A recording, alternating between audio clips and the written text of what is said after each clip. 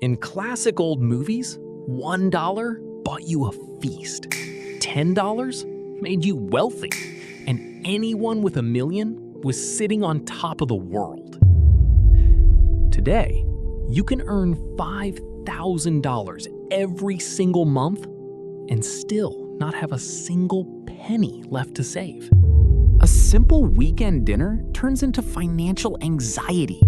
A one-day delay on your paycheck feels like an absolute catastrophe. What actually changed? Did the currency simply collapse?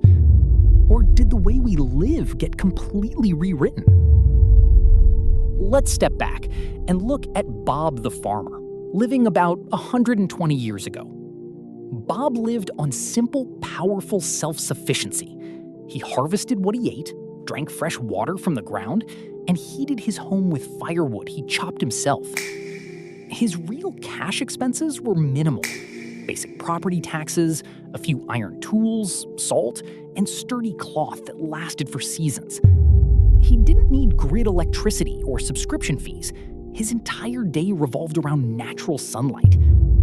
Bob could literally live for months without spending actual paper money.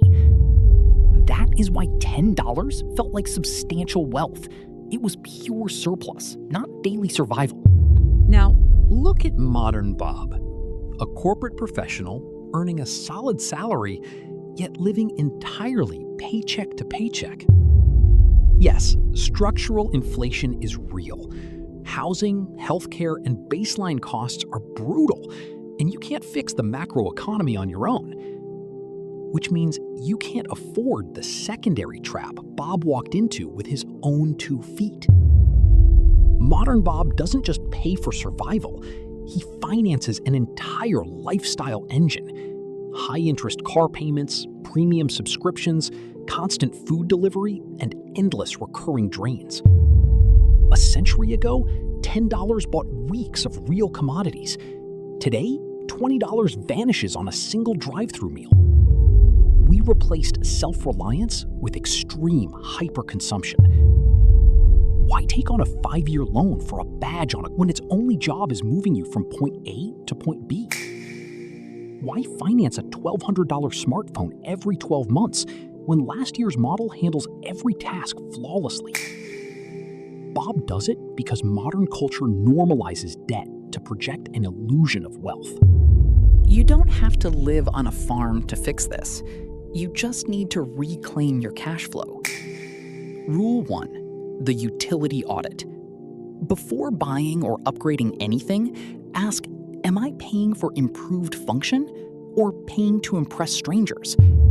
If your tool works, keeping it is your fastest path to retaining capital.